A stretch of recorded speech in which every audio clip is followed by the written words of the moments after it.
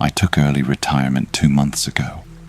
They say it was voluntary, but if you read between the lines, the transfer, the psych eval, the months of leave before I resigned, you'd see the truth. I've never told anyone what really happened in Barley Hill. Not the chief superintendent, not the shrink they assigned me, not even my wife who thinks it was just burnout. It wasn't burnout. I know what I saw, and more importantly, I know what I heard in that cellar. But I'll start at the beginning. Barley Hill is a speck on the map in Northumberland. 2 rows of cottages, 1 pub, 1 post office, and fields that go on forever. The kind of place where time folds in on itself. I was stationed nearby in Hexham and sent out to assist local plod when a girl went missing. Her name was Abigail Shaw, 12 years old. Disappeared on a Tuesday afternoon between school and home. She should have walked back with her friend Lucy, but told her she was cutting through the woods to take a shortcut, except there was no shortcut. Just miles of dense forest and farmland. Her parents were frantic, understandably. I met them the night she vanished. Good people, salt of the earth types. Mr. Shaw was shaking so badly he couldn't hold his tea. Mrs. Shaw kept glancing at the clock every few seconds, like if she stared hard enough time would reverse. The Barley Hill constable, a man named Pritchard, was already out of his depth. No CCTV in the village, no reports of strangers, no signs of struggle. I took over coordination and brought in dogs and drones by the next morning. We combed every square meter of woodland for 3 days. Nothing. Not a footprint. Not a thread of clothing. She'd vanished like smoke. Then on the 4th day we found something. It was a dog walker, about 2 miles from the village, near an abandoned farmstead, old place called Greaves Orchard. The dog had gone ballistic near the collapsed barn and started digging at the earth. That's where we found the ribbon. Pink, satin, with a tiny silver bell. Abigail's mother confirmed it was hers. The barn itself was unsafe. Roof half caved in, floor rotted, but below it there was a trapdoor, sealed with rusted iron bolts. And this is where things get odd. The floor above that trapdoor hadn't collapsed. There was no way the dog could have smelled anything through solid oak beams and a foot of earth. But it did, and it led us to that exact spot, like it had been called there. We broke the lock. The air that came up smelled like old stone and wet iron. We descended. The cellar was far too large, carved into the bedrock with old tools. Pritchard said the farmhouse had no records of underground storage, no history, no maps, not even local gossip. But here it was, 15 feet underground, with stone shelves, iron hooks, and something that looked a lot like restraints bolted to the wall. We searched every inch. No girl, just one small shoe tucked behind a broken crate and carved into the wall, 6 feet up. Alive, written in chalk, still fresh. That word stayed with me. We brought in forensics. They lifted Abigail's prints off the shoe, the ribbon too, but nothing else. No DNA, no signs of anyone else. We interviewed every villager twice.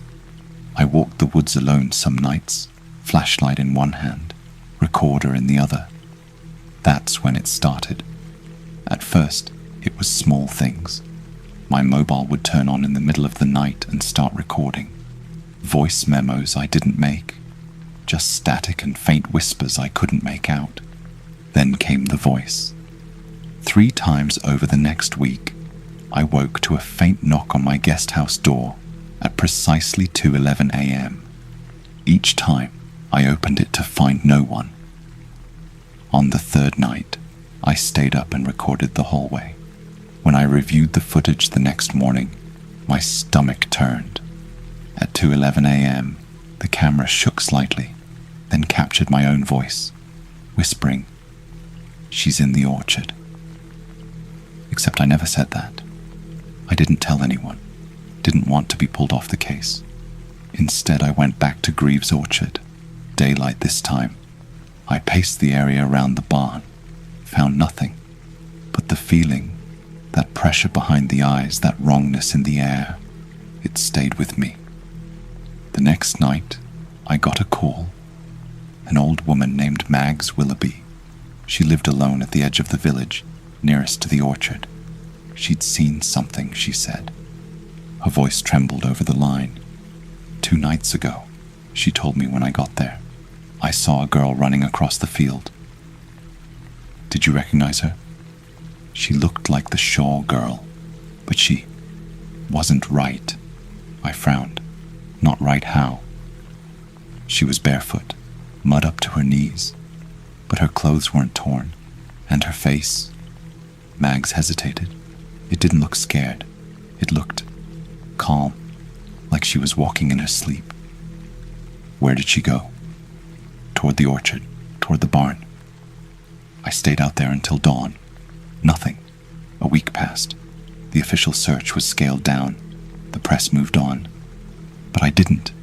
The case got inside me. I barely slept. Ate, standing up. My wife said I talked in my sleep, muttering about cellars and chalk and ribbons. Then one night, a storm rolling in over the moors. I returned to Greaves Orchard one last time. The barn was creaking in the wind. The trees swayed like they were trying to whisper to each other. I descended the cellar steps with my torch and recorder. Everything was as we'd left it, empty, but the word alive was gone, scrubbed clean.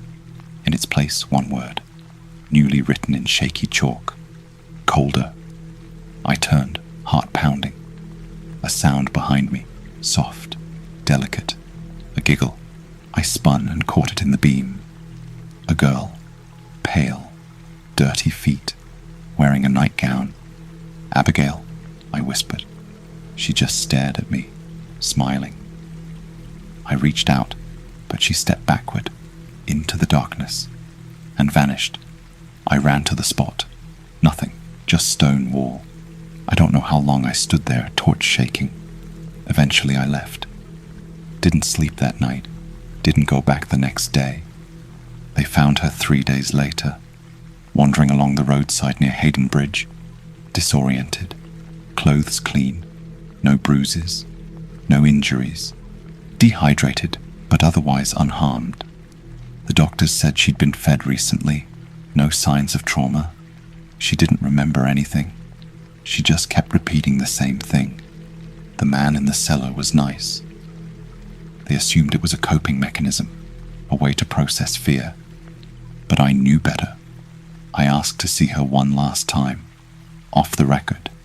I just wanted to ask a single question. I sat across from her in the hospital room. She looked at me calmly, swinging her legs off the side of the bed. Abigail, I said, was the man in the cellar old or young? She tilted her head. He didn't have a face. They closed the case. Everyone celebrated a miracle, the girl who came back. But I know what I saw in that cellar, and I know what I heard, because the night after she was found, I played one of the voice memos from my phone. It was my voice again, muttering, over and over, "She's not the same. She's not the same. She's not the same." Then silence. Then a child's voice, soft, like it was speaking right next to the microphone. "Neither are you."